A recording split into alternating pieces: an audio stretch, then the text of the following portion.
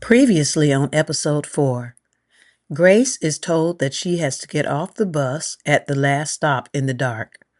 For the first time, Grace was alone. Across the street, beneath an overpass, several people gathered around a small shopping cart filled with blankets and bags. Grace had become afraid.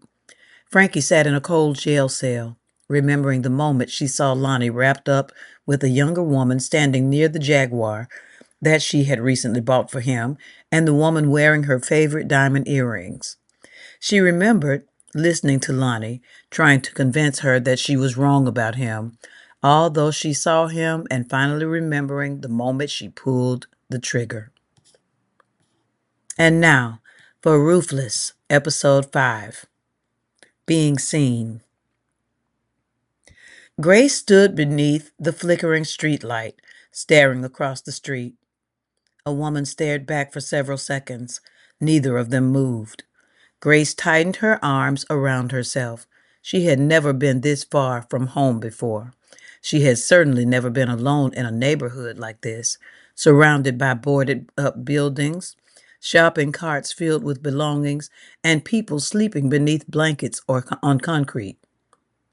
The woman slowly stood. Grace took a step back.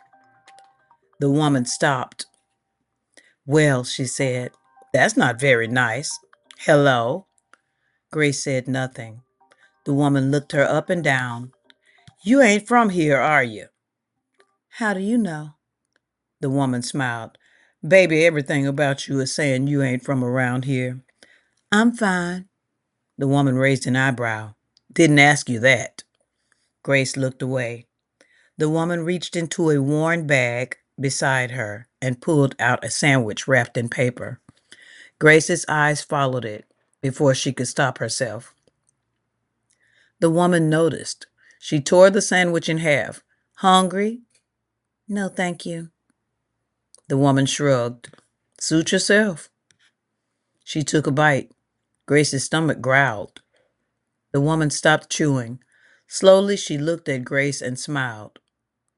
"Your mouth might be saying no, but your stomach has already accepted." For the first time that night, Grace almost smiled. The woman held the sandwich out again. This time, Grace took it. She stared down at the small piece of food in her hands. "Why are you giving me half when you already have and barely have enough for yourself?" The woman leaned back against the wall. "Because half of what I have is more than all of what you don't." Grace looked at her. No one had ever said anything like that to her before. The woman extended her hand. "I'm Ava." "Grace." Ava smiled. "Well, Grace, looks like you found me." Frankie leaped from the cot when she noticed a guard coming toward her cell. She grabbed the bars in front of her. "Hey, do you know if someone has seen my daughter?" The guard didn't answer. Frankie yelled, "Hey, did you hear me? Where's my daughter?" The guard kept walking. Frankie sat down and put her head into her hands, elbows pressing into her knees. After a few moments, the sound of footsteps echoed down the corridor. Frankie lifted her head as a correctional officer stopped outside her cell. "Frankie!" She stood quickly. "My husband, she said. Is he dead?" The officer hesitated. Frankie gripped the bars. "Please just tell me." "No, he survived." Frankie closed her eyes. For the first time since the gunshots, she exhaled. Her knees weakened beneath her, and she slowly sat down on the narrow bunk. Lonnie was alive. She didn't know whether to thank God or ask him to forgive her. Perhaps both. "What hospital is he in?" "I don't have that information, ma'am." "Can I call him?" "Not right now." Frankie nodded and lowered her head. Then suddenly she looked up. "Grace!" The officer had already begun to walk away. "Wait!" He turned. My daughter, Grace, where is she? Your daughter? Yes, she's 14 years old. She was at the house. The officer glanced down at the papers in his hand. I don't know anything about a daughter. Frankie stood. No, no, somebody has to know. She was there. Ma'am, you'll have to speak with your attorney. I don't need an attorney. I need to know where my child is. Her voice echoed through the corridor. The officer walked away. Wait! Frankie gripped the bars with both hands. Please! But he kept walking. For the first time that night, Lonnie disappeared from her thoughts. The woman near the Jaguar disappeared. The years of cheating disappeared. The expensive gifts disappeared. The arguments, the humiliation, none of it mattered. Only Grace. Frankie stumbled backward and sat on the bunk. She tried to remember the last time she had seen her. Had Grace been upstairs when the arguing started? Had she come downstairs? Had she seen the gun? Had she seen Lonnie fall? Frankie pressed both hands against her face. Oh, God! The memory came rushing back. Grace standing there watching. Frankie had been so consumed with Lonnie that she could barely remember her daughter's face. Had Grace been crying? Had she called her name? Frankie couldn't remember, and that frightened her more than anything. For 14 years, Grace had lived under her roof.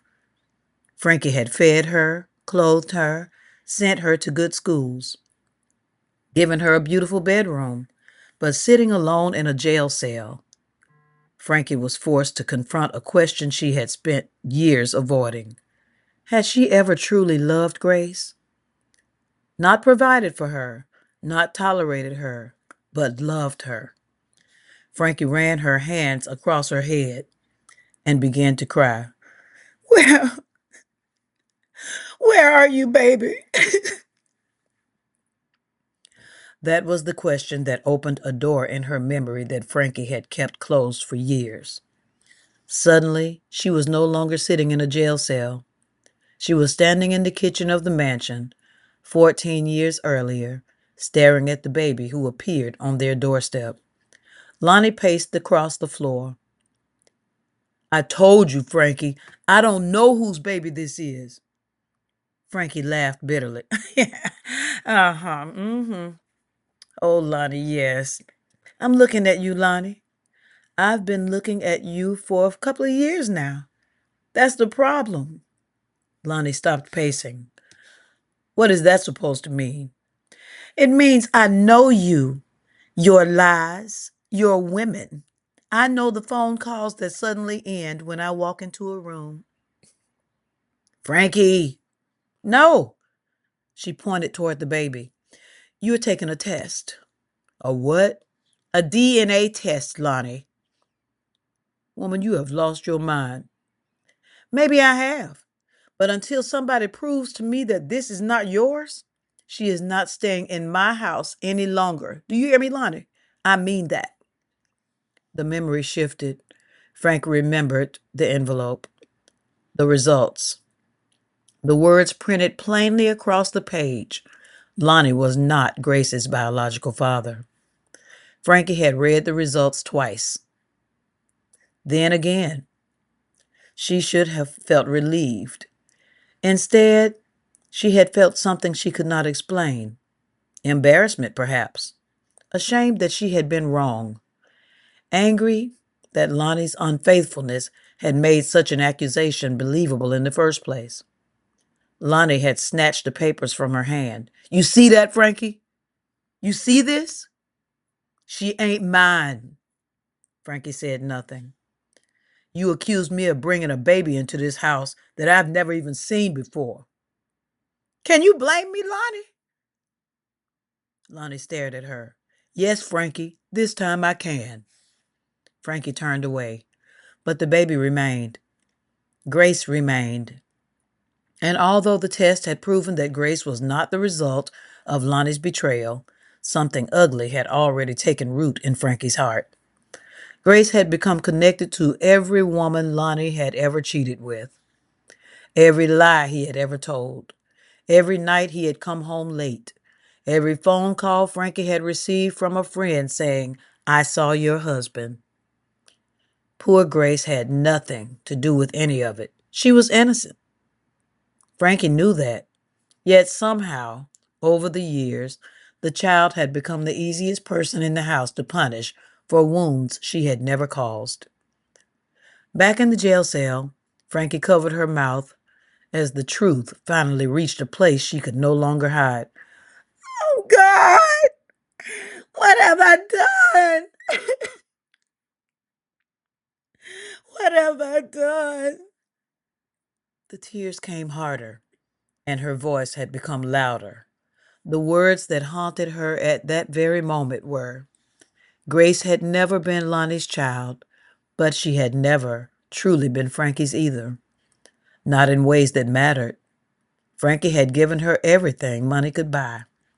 But the one thing Grace had needed most was the one thing Frankie had been too wounded, too angry, and too consumed with Lonnie to give her: a mother.